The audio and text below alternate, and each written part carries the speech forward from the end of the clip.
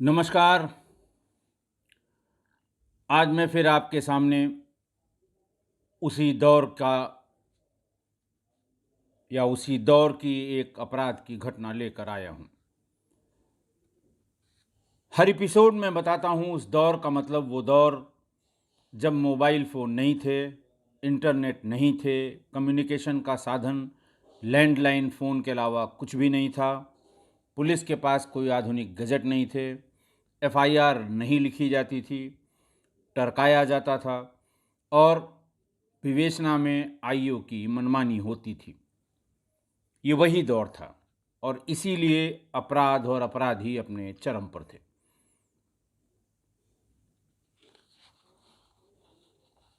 बात कोई 25 या 26 जुलाई 1997 की है।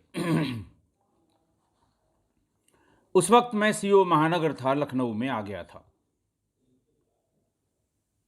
मैंने आपको बताया था कि महानगर सर्किल में ही हसनगंज थाना है जिसमें लखनऊ यूनिवर्सिटी पड़ती है। वो दौर बहुत ही अशांति का दौर था। बहुत अशांत था कैंपस। रोज बमबाजी हुआ करती थी, रोज तमाशे हुआ करते थे। उस जमाने में प्रॉक्टर थे प्रोफेसर शुक्ला, जो फिजिक्स के प्रोफेसर हुआ करते थे। बहुत ही सरल आदमी थे और प्रॉक्टर का मतलब कि कैंपस के भीतर के कानून व्यवस्था, अपराध, इसकी स्थितियों से निपटना उनका काम था। पुलिस और पुलिस के अधिकारियों, सहयोगियों से उनका पूरा तालमेल बना हुआ था।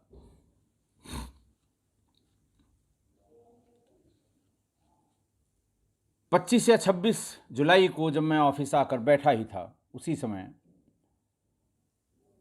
शुक्ला जी का फोन आया। शुक्ला जी ने पूछा, अभी आप ऑफिस में कितनी देर हैं? क्योंकि उस जमाने में यही पूछा जाता था। पता लगा किसी को भेज दिया, आप निकल गए, फिर आपसे कोई संपर्क नहीं हो पाएगा कि आप कब आएंगे। मैंने पूछा, डॉक्टर साहब क्या है? उन्होंने कहा कि नहीं, मैं कुछ 2-3 हमारे यहाँ सोशियोलॉजी डिपार्टमेंट के शोध छात्र हैं, उनको मैं आपके पास भेजना चाहता हूँ। मैंने कहा, क्या मामला क्या है? मैंने समझा कैंपस की किसी गड़बड़ी की वजह से वो उनको मेरे पास भेज रहे हैं। वो बेचारे दिन में चाहे घर पे चाहे ऑफिस में 1-2 बार फ़ोन करके हालचाल पूछ लेते थे।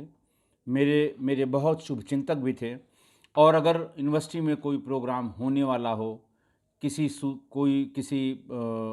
बात की अफवाह हो या फिर कोई हुई हो कोई घटना, उसके बारे में वो बताया करते थे। कभी कभी किसी घटना के बारे में उनको कोई अगर अंदेशा या अंदाज़ा होता था, क्योंकि लड़के भी उनको बहुत मानते थे, तो वो बता देते थे कि आज 1 बजे आ जाइएगा, चाय पी लीजिएगा हमारी। खैर, उन्होंने बताया कि 2-3 शोध के छात्र, रिसर्च स्कॉलर्स, सोशियोलॉजी डिपार्टमेंट के, वो आपके पास मैं भेज रहा हूँ और उनके साथ समस्या ये है कि उनका अंधविश्वास या नरबली पर वो उनका टॉपिक है सोशियोलॉजी में। और वैसे तो उनके पास यूनिवर्सिटी का आई कार्ड है और एक अथॉरिटी लेटर है अपने डिपार्टमेंट के हेड का कि ये सूचनाएं एकत्र करने अपने शोध पत्र के लिए जा रहे हैं। लेकिन फिर भी बिना पुलिस की मदद के इनका काम पूरा नहीं होगा, क्योंकि लोगों से पूछताछ करनी है। फर्रुखाबाद के किसी थाना क्षेत्र में कोई 2 नरबलियां हुई हैं, उनके बारे में ये जानकारी चाहते हैं। मैंने कहा, भेज दीजिए।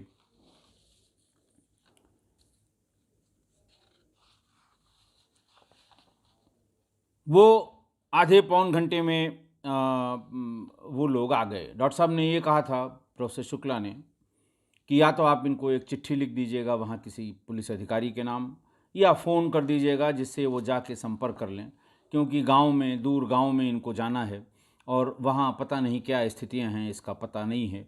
इसलिए इनकी मदद हो जाएगी, ये थोड़ा सुरक्षित महसूस करेंगे, इनके अंदर कॉन्फिडेंस रहेगा। वो आ गए और उन्होंने बताया कि साहब मुझे फर्रुखाबाद जाना है। फर्रुखाबाद में एक थाना है, अमृतपुर, गंगापुआर का थाना है, देहात का थाना है। मैंने कहा, क्या हो गया वहाँ? उन्होंने कहा, साहब वहाँ पिछले 10-12 दिन में 2 बच्चियों की नरबली हुई है। हम लोगों ने थानों के नंबर पर पूछने का प्रयास किया, थाने पर कोई रिकॉर्ड नहीं है। ये भी पूछा कि क्या कोई एफआईआर हुई, उनका साहब कोई एफआईआर इस सिलसिले में थाने पर नहीं है। गांव के प्रधान के पास कोई टेलीफोन नंबर नहीं था। हमारे पास जानने का कोई साधन नहीं है। तो आप किसी को या तो फ़ोन कर दीजिए या किसी को चिट्ठी लिख दीजिए। हम लोग थोड़ी सी पुलिस की मदद से वहाँ चले जाएंगे, 2 दिन का काम है। मैंने वहाँ फर्रुखाबाद के सीओ सिटी को फ़ोन मिलाया, हमारे बैचमेट थे। मैंने बताया कि इस तरह से इनको अमृतपुर थाना क्षेत्र में जाना है। उसने बताया कि देखो ये मेरे अधिकार क्षेत्र में या मेरे सर्किल में नहीं है, लेकिन इनको मेरे पास भेज दीजिएगा। मैं अपने यहाँ से 2 सिपाही इनके साथ लगा दूंगा और वहाँ जो सर्किल ऑफिसर हैं उनको भी कह दूंगा, इंस्पेक्टर को भी कह दूंगा।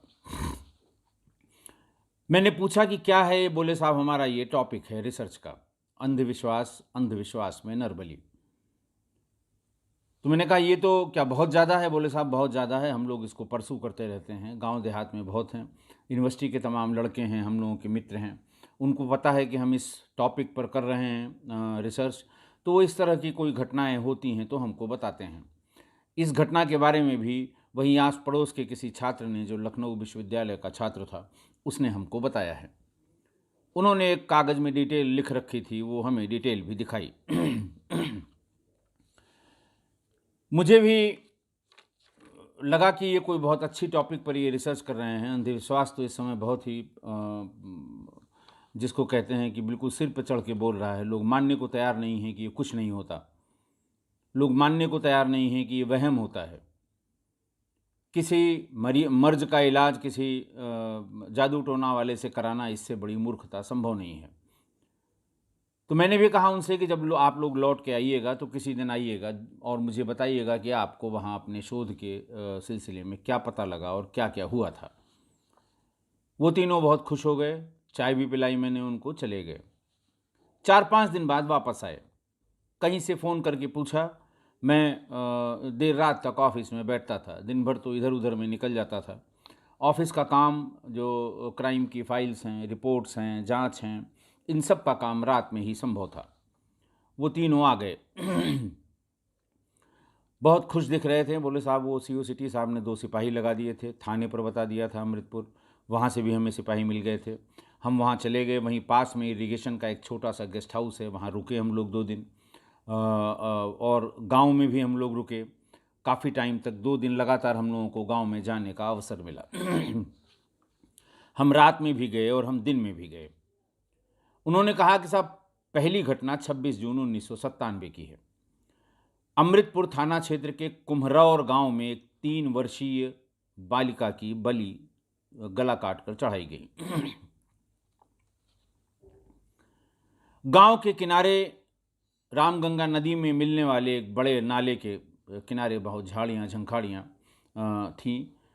उसको एक जगह को साफ़ करके, उनका ये कहना था कि 6 बाई 6 या 8 बाई 8 फीट जगह को साफ़ किया गया, उसको लीपा पोता गया और वहाँ पर एक 3 वर्षीय बच्ची का सिर अलग और धड़ अलग वहाँ पर पड़ा हुआ था। पूजा के तमाम सामान थे। एक नरमुंड भी था जिस पे सिंदूर और दुनिया भर की चीज़ें लगी हुई थीं जो तंत्र विद्या में प्रयोग की जाती हैं। बहुत सी धूप बत्तियाँ, बहुत सी अगरबत्तियाँ वहाँ पड़ी हुई थी। सुबह जो चरवाहे जाते हैं जानवरों को लेके चराने के लिए, उन्होंने जब ये नोटिस किया तो भाग कर आए, प्रधान को बताया। और ये बताया कि वहाँ 2-3 साल की एक बच्ची का सिर अलग धड़ अलग पड़ा हुआ है। प्रधान ने सबसे पहले गांव में खबर की कि भाई गांव में और आसपास के गांव में पूछ लो किसी की 3 साल की बच्ची का कहीं कोई गायब तो नहीं है, कहीं चली तो नहीं गई है, वो लोग ढूंढ रहे हों। प्रधान ने ये भी कहा कि आज रात हो जाएगी पहुँचते पहुँचते, कल मैं जाऊंगा वहाँ। अगर किसी की बच्ची किसी तरह से लापता हो, गायब हो या उसको कोई वो ढूंढ रहा हो, मेरे साथ चले, हम कई लोग वहाँ जाएंगे और देखेंगे कि क्या हुआ क्या है। खैर सवेरे तक किसी ने कोई बात बताई नहीं कि उनके गांव से किसी बच्ची का कोई अपहरण, कोई उसकी गुमशुदगी या इस तरह की कोई बात कहीं हुई हो। 5-6 लोगों को लेके ग्राम प्रधान मौके पर गए। बकौल ग्राम प्रधान उसमें बच्चे का सिर अलग रखा हुआ था, एक दीप जला हुआ था वहाँ पर, एक नरमुंड भी रखा हुआ था। बच्चे के सिर पर मृत जो उसका सिर का हिस्सा था उस पे ढेर सारे सिंदूर, अबीर, गुलाल, फूल, पत्ती, दुनिया भर की चीज़ें पड़ी हुई थीं और धड़ अलग पड़ा हुआ था। प्रधान ने कहा कि वहाँ गांव के लोगों ने ये दबाव बनाया कि साहब ये जो बली वली का चक्कर है बहुत ख़राब है और गांव की ज़मीन पर है ये, इसको यहाँ से तुरंत हटवा दीजिए। प्रधान का कहना था कि मैंने कहा पुलिस को बता के तब हटवाएं। बोले साहब हटवा दीजिए, कौन आ रहा है पूछने के लिए। उसको एक बोरी में भर के रामगंगा नदी में प्रवाहित करा दिया। वहाँ से लौटकर थाने पर आया। प्रधान जी का कहना था कि मुझसे रहा नहीं गया। मैं थाने पर आया और थाने पर बताया कि इस तरह की घटना हुई है।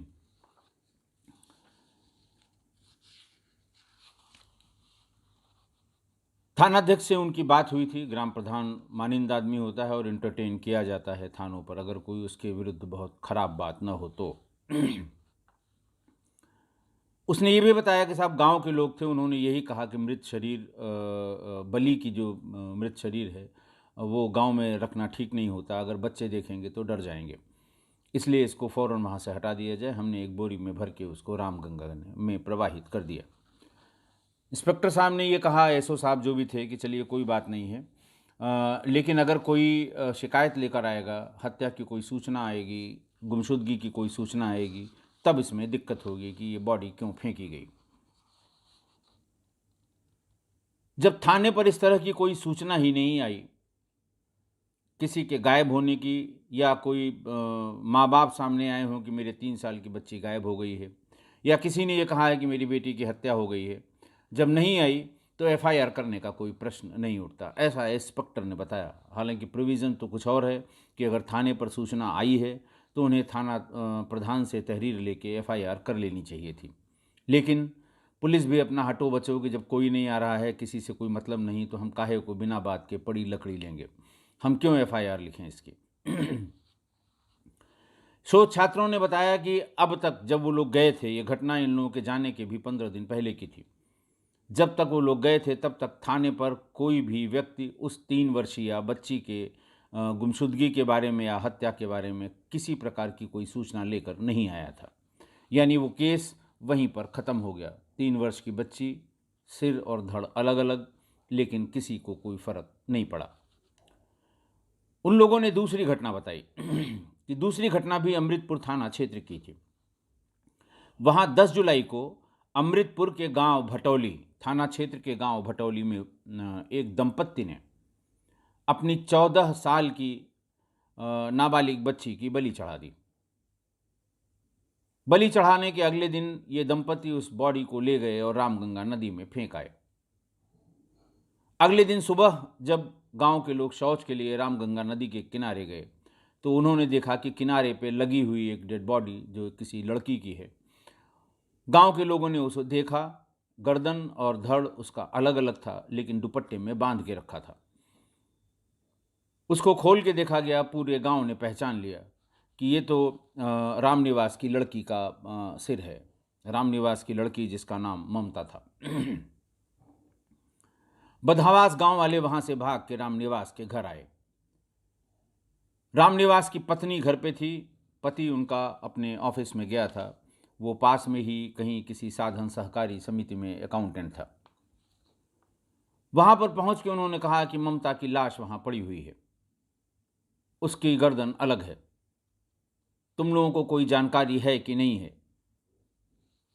रामनिवास की पत्नी ने उल्टे ही धमकाया इन लोगों को कि लड़की हमारी है, हम पता करेंगे या हम परेशान होंगे, तुम लोग काहे को परेशान हो, और बेहतर है कि तुम लोग अपना काम करो, हमें अपना काम करने दो। उसके चेहरे पे ऐसा कोई भाव नहीं आया कि उसे आश्चर्य हुआ हो कि अरे वहाँ कैसे मर गई, कि अरे वो वहाँ कैसे पड़ी हुई है। गांव वालों को ये देख के बहुत धक्का लगा, बहुत आश्चर्यचकित हुए। शोध छात्रों ने बताया कि गांव वाले परेशान इसलिए थे कि वहाँ कई दिन से ये हल्ला था कि गांव में टोना टोटका करने वाले साधुओं का एक गैंग घूम रहा है, क्योंकि 2 नरबली की ये घटनाएं तो अमृतपुर क्षेत्र में ही 15-20 दिन के भीतर हुई थीं। इसके अलावा अगल-बगल गाँवों में भी नरबली की घटनाओं की सूचना गाँव वालों को लग रही थी। और यही सबकी शंका थी कि ये जो साधुओं, तांत्रिकों का कोई गिरोह घूम रहा है, ये लोगों को वशीकरण मंत्र पढ़ के या वशीकरण का कुछ दाँव-पेच करके उसे अपने वश में कर लेते हैं और नरबली दिलवा देते हैं बच्चों की। गाँव उससे परेशान था। लेकिन रामनिवास की पत्नी का रुख देख के इन लोगों को बड़ा अफ़सोस हुआ। फिर भी गाँव वालों ने मिलके ये डिसाइड किया कि हम पुलिस तक जाएँगे। पुलिस को बताएँगे, हो सकता है पुलिस इस गैंग का पता कर ले और हम लोगों को ऐसे गैंग से छुटकारा मिल जाए। गाँव वाले ट्रैक्टर पे लदे और थाने पर पहुँच गए। थाना वहाँ से दूर है, भटौली से।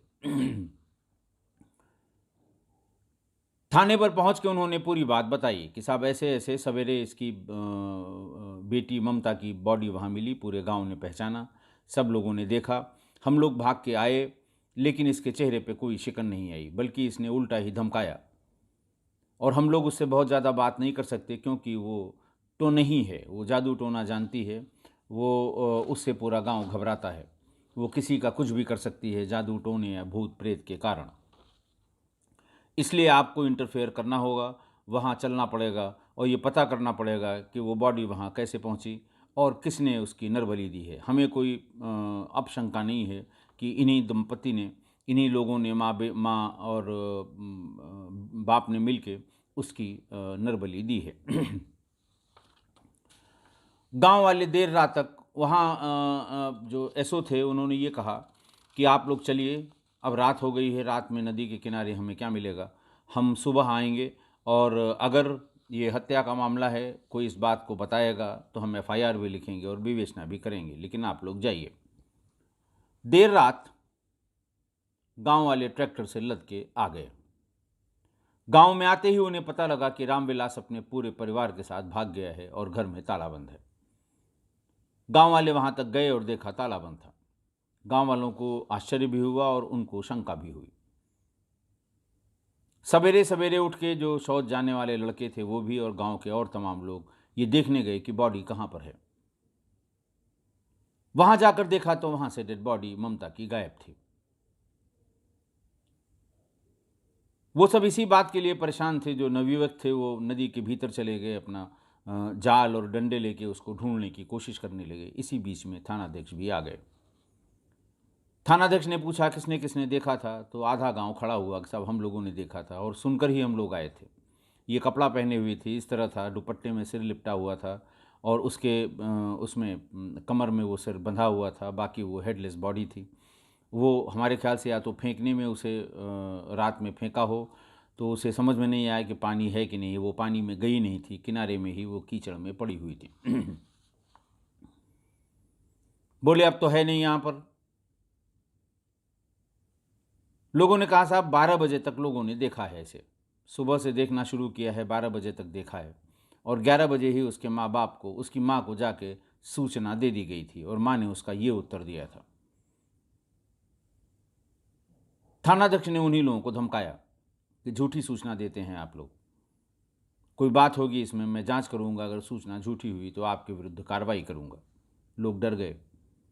पूरा गांव मिलके जाल और बाकी चीज़ें जो गांव के किनारे लोग रहते हैं वो जानते हैं, उस शव को ढूंढने का प्रयास नवयुवकों ने और गांव के लोगों ने करना शुरू किया। इंस्पेक्टर को भी कुछ डाउट हुआ तो वो सीधे साधन सहकारी समिति पहुंचा, जहां पर रामनिवास काम करता था। उस गांव का नाम है अहमदपुर या हैदरपुर, हुसैनपुर। हुसैनपुर साधन सहकारी समिति में वो अकाउंटेंट था। इंस्पेक्टर साहब या थानाध्यक्ष जो भी उस समय रहे होंगे वो पहुंचे वहां पर। वहां भी रामनिवास नहीं मिला, लेकिन ऑफिस वालों ने बताया कि साहब हम लोग इससे बहुत तंग हैं, ये तरह तरह की हरकतें करता है, ये जादू टोना बहुत जानता है, इसके पास जब तक बहुत ज़रूरी ना हो कोई जाता नहीं है। इंस्पेक्टर ने पूछा किस तरह की हरकतें। बोले साहब कभी ये किसी से नाराज़ हुआ तो उसके टेबल पर कटा हुआ नींबू डाल देगा और एक मिर्चे की माला उस पर पहना देगा, एक अगरबत्ती जला देगा। कभी कभी ये वो मेढक के पैरों की हड्डियां डाल देता है, उसमें थोड़ा चंदन और जाने क्या क्या लगा देता है। लोग इससे बहुत डरते हैं। एक दिन इसने इसी कैंपस में बाहर ला के 2 मुर्गे काट दिए और उनकी पूजा की। तो इस वजह से ये कुछ जादू टोने वाला आदमी है, और लोग ये भी बताते हैं कि इसकी पत्नी भी इसी तरह की है। इसलिए हम लोग इससे बहुत डरते हैं, और हमें कोई शंका नहीं है कि इसने अपनी बेटी की बलि चढ़ाई होगी।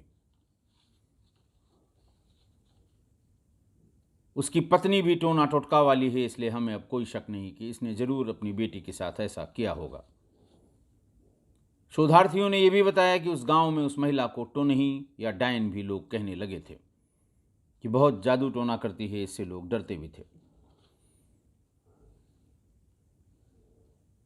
शोध छात्रों ने बताया कि जिस दिन तक हम लोग गए थे वहां पर, यानी घटना के कोई 1 हफ्ते 10 दिन बाद तक, न तो डेड बॉडी मिली थी और न रामनिवास और उसके पूरे परिवार का कोई पता था। जादू टोने के भय से गांव वालों ने किसी ने FIR भी नहीं कराई। पूरे गांव के लोग ये डरे हुए थे कि रामनिवास और उसकी पत्नी का हम लोगों ने विरोध किया है, कहीं वो जादू टोने से किसी का नुकसान न कर दे। अब आप सोचिए कि 2-2 निरीह बच्चियों की हत्या हो गई। ये शुद्ध हत्या है, प्रमाणिक हत्या है। बलि तो इसका नाम दिया गया है। 2-2 बच्चियों की, एक 3 साल की और एक 15 साल की बच्चियों की हत्या हो गई। ना माँ बाप पे कोई फर्क पड़ा, ना पुलिस पे कोई फर्क पड़ा। लोग जो परेशान थे वो अपनी अपनी परेशानी से परेशान थे कि कल कोई गैंग घूम रहा है, वो हमारे बच्चे के साथ ये कर सकता है, इसलिए उसका पकड़ा जाना बहुत ज़रूरी है। शोधार्थियों ने, शोध छात्रों ने ये भी बताया कि साहब, हम लोगों को तो ये लगता है कि इन दोनों बच्चियों के मरने के बाद कोई रोया भी नहीं होगा, क्योंकि अंदाज़ा यही लगा रहे हैं सब लोग कि दोनों केसेस में माँ बाप ने ही उनकी बलि दी है। वो कभी सामने आएंगे नहीं। जिनको रोना चाहिए वो खुद ही अपराध में लिप्त हैं, तो दूसरा कोई क्यों रोएगा। ऐसी अभागी दोनों बच्चियाँ। गांव के लोगों में डर समा गया था।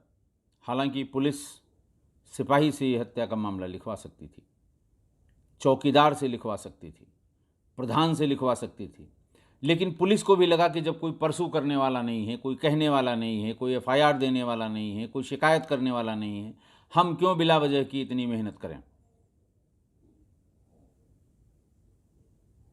और उन दोनों बच्चियों के साथ आज तक न्याय नहीं हो पाया। जुलाई में जब वो लौट के आके उन्होंने बताया था 97 में, तब तक कुछ नहीं हुआ था। और मैंने गांव का नाम बताया है, ज़िले का नाम बताया है। ज़रूर वहाँ के आसपास के कोई हमारे किस्सा गोई परिवार के लोग होंगे, वो हमें ज़रूर बताएं कि आखिरकार फिर उसमें हुआ क्या।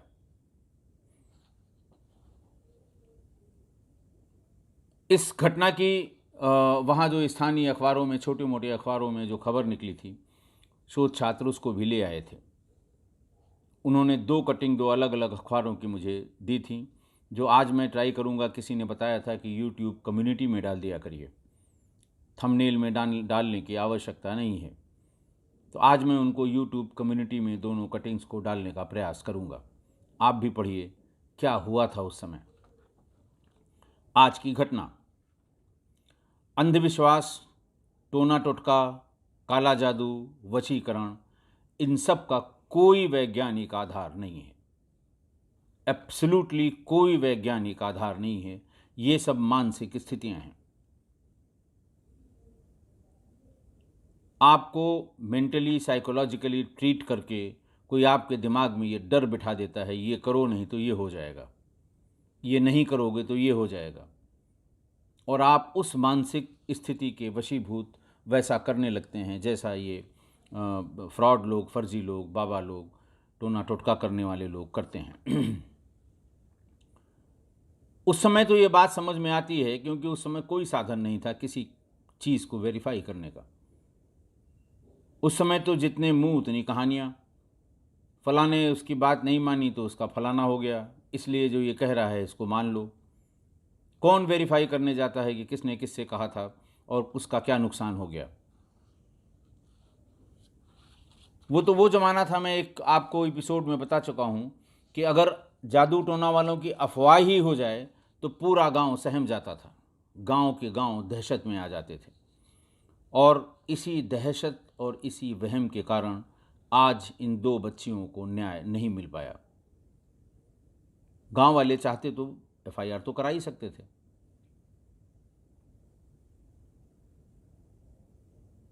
लेकिन इंस्पेक्टर को ये बहाना मिला कि साहब बॉडी नहीं मिली। अरे भाई, बॉडी नहीं मिली तो इसकी लड़की को सारी गांव ने देखा था, उसको पता करते, उससे पूछते कहाँ गई है, ननिहाल गई है, अपने मामा के यहाँ, चाचा के यहाँ, ताऊ के यहाँ, कहाँ गई है। नहीं मिलती तो आपकी हत्या की बात साबित हो जाती। ढूंढने का प्रयास करते, लेकिन गांव वाले भी इस बात के लिए तैयार नहीं हुए। मैंने उन तीनों से पूछा कि भाई ये शोध का विषय आपको कहाँ से क्यों ऐसा स्ट्राइक किया। बोले साहब ये बहुत बड़ा विषय है, बड़ा वाइड है और उसमें बहुत ढेर सारे शोध पत्र यानी रिसर्च पेपर्स हैं, खासकर मध्य प्रदेश और छत्तीसगढ़ में। उनमें से एक छत्तीसगढ़ और मध्य प्रदेश के पेपर्स भी ले आए थे। तमाम शोधार्थियों ने बड़ी बड़ी शोध की हैं आदिवासी क्षेत्रों में इस अंधविश्वास के चक्कर में।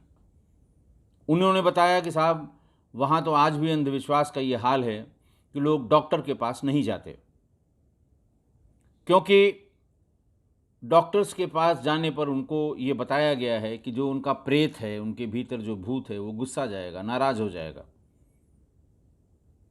और उनको और परेशान करेगा। मैंने उनसे पूछा कि भाई ये आखिर कब तक चलेगा ये? अब तो बहुत आगे हो गए हैं, डॉक्टरों की सुविधा हो गई है, अस्पतालों की सुविधा हो गई है, दिखाया जा सकता है, तमाम स्पेशलिस्ट हॉस्पिटल हो गए हैं। तो उन तीनों ने बताया कि साहब अब वो छत्तीसगढ़ भी होके आए थे कि साहब छत्तीसगढ़ में अब कुछ आदिवासी यंग लड़कों ने ये मुहिम बनाई है, ये मुहिम उठाई है, मुहिम चला रहे हैं वो कि किसी परेशानी में डॉक्टर से संपर्क किया जाए। इन बैगा और इन ओझा, सोखा, ये डाइन और टोनही, इनके चक्कर में पड़ने की ज़रूरत नहीं है। उन लोगों ने बताया कि रायपुर में, छत्तीसगढ़ में इसका पूरा एक डिपार्टमेंट है। लोक संस्कृतिकार वहाँ पर बहुत से लोग हैं जिन्होंने बड़े बड़े शोध पत्र आदिवासियों के इस अंधविश्वास पर लिखे हैं। मैंने भी गूगल पर सर्च किया, आज ही सर्च किया, तो ये पता लगा कि डॉक्टर विजय चौरसिया हैं, लोक संस्कृतिकार, छत्तीसगढ़ के शायद रहने वाले हैं। रायपुर में इनका सेंटर है और इन्होंने आदिवासी क्षेत्रों में अंधविश्वास और उससे पनपे जो तमाम दिक्कतें हैं उस पर बहुत बड़ा शोध किया है। वहाँ लोकल लैंग्वेज में इनको बैगा, जो जादू टोना करने वाले हैं ये बैगा हैं, और गुनिया कहते हैं, जो गुनी हैं वो गुनिया कहते हैं मेल को, और फीमेल को, वो फीमेल गुनिया जो है उसको टोनही कहते हैं। उसमें जो टोनही बनने का या टोना सीखने का जो महिलाओं का तरीका बताया, आज जो मैंने गूगल पर देख रहा था मैं, वो बहुत ही विभत्स है, बहुत ही खतरनाक है। विजय चौरसिया जी ने ही इसका उल्लेख किया है उसमें, जो न्यूज़ आर्टिकल में पढ़ रहा था। बकौल डॉक्टर विजय चौरसिया के, इनकी डॉक्टरेट भी इसी में है विजय चौरसिया जी की, कि उन्होंने कहा है कि पुरुष अगर ये गुण सीखता है या ये जादू टोना सीखता है उसे गुनिया कहते हैं, और महिला अगर करती है तो वो उसे टोनही विद्या कहते हैं। डॉक्टर चौरसिया ये लिखते हैं आगे कि जिस महिला को टोनही विद्या सीखनी होती है वह रात में मरघट में जाती है, किसी मृत महिला या बच्ची का शव जो दफनाया गया है उसको बाहर निकालती है, जगह को साफ करती है, अपने ही मल से उस जगह को लीपती है, उस पर एक दीपक जलाती है, और इस पूरी प्रक्रिया में वो कोई कपड़ा नहीं पहने होती, निर्वस्त्र होती है, और ये इंश्योर करती है कि जब वो ये क्रिया कर रही हो, जब ये विद्या की प्रक्रिया चल रही हो, उस समय उसे कोई देखे नहीं। वहाँ ये मानना है, डॉक्टर विजय चौरसिया लिखते हैं उसमें, कि अगर किसी ने देख लिया तो उसकी सिद्धि खत्म हो जाएगी। जो ये प्रैक्टिस कर रहा है या जो सीख रहा है या वो जो विद्या अर्जन कर रहा है, इस तरह का कर रही है, उसकी विद्या खंडित हो जाएगी, वो नहीं कर पाएगी। वहाँ वो एक दिया जलाती है और मृत आत्मा को उसमें शरीर से बाहर निकालती है। मंत्र क्रिया से वो बार बार इस प्रक्रिया को दोहराती है और ऐसा मानना है कि सब वो जब आत्मा बाहर आ जाती है तब उससे वो बात करती है। हर महीने 2 महीने पे यही क्रिया मरघट में जाके वो रिपीट करके अपने आप को सिद्धहस्त या अपने आप को उसमें अपने आप को सिद्धहस्त करती है या इस जो उसकी तांत्रिक प्रक्रिया है उसमें अपने आप को मास्टर करने की कोशिश करती है। एक बार तो नहीं, जब पूरी विद्या सीख जाती है तो वो किसी जीवित मनुष्य का भी रक्त पी सकती है। अब ये सब सुन के, ये सब आज जब मैंने देखा तो ये देख के ये लगा कि इस वैज्ञानिक युग में भी,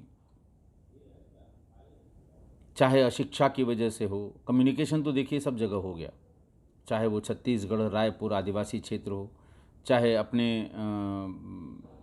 उत्तर प्रदेश के तमाम जो तलहटी के इलाके हैं वहाँ हो, कोई जगह बची नहीं जहाँ पे कम्युनिकेशन न हो, लोगों के पास फ़ोन न हो, व्हाट्सएप की सुविधा न हो, जानकारी की सुविधा न हो, सब कुछ है, लेकिन फिर भी ऐसा लोग कर रहे हैं। ये सब बेकार की बातें हैं, सिर्फ मनोस्थिति है, लेकिन आज भी ये लोग इसको प्रैक्टिस करते हैं, इस पर यकीन करते हैं।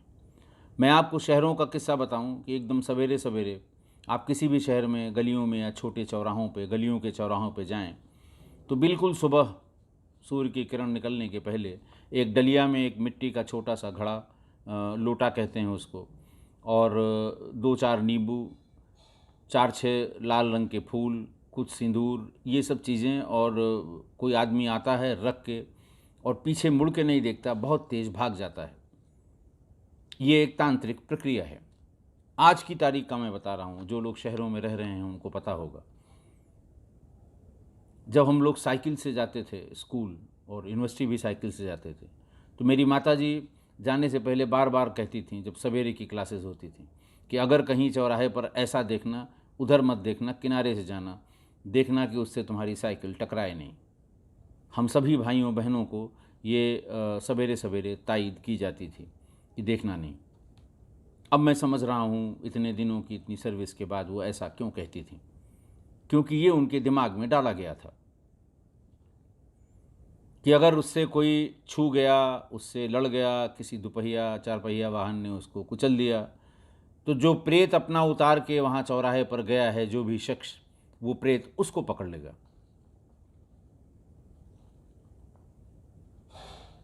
जो लोग पुराने इस्टेब्लिश शहर के पुराने गलियों को जानते हैं, वो ज़रूर इससे 2-4 हुए होंगे। अब जबकि हम बहुत एडवांस हैं, मेडिकल साइंस बहुत एडवांस है, पढ़ाई लिखाई की स्थिति बहुत अच्छी है, पढ़े लिखे लोग बड़ी संख्या में हैं, लेकिन फिर भी ये अब भी हो रहा है, तो आखिर ये सब कब तक चलेगा? हम सबको मिल के प्रयास करना होगा, सब थोड़ा थोड़ा कंट्रीब्यूट करें कि ये कुछ नहीं है, ये बेकार की बातें हैं, ये सिर्फ मानसिक स्थिति है, कोई तंत्र मंत्र नहीं होता। मानने वाले मानते हैं। पिछली बार मैंने जब आपको एक घटना तंत्र मंत्र से संबंधित सुनाई थी, तो कमेंट बॉक्स में 2 लोगों के कमेंट आए थे कि नहीं साहब, आप गलत कह रहे हैं, ये सब है और मौजूद है। इस वैज्ञानिक युग में अगर कोई इसकी मौजूदगी को स्वीकार करता है तो भगवान उसका भला करे। आशा है आप मेरी इस बात से सहमत होंगे। आज के लिए बस इतना ही। बहुत बहुत धन्यवाद।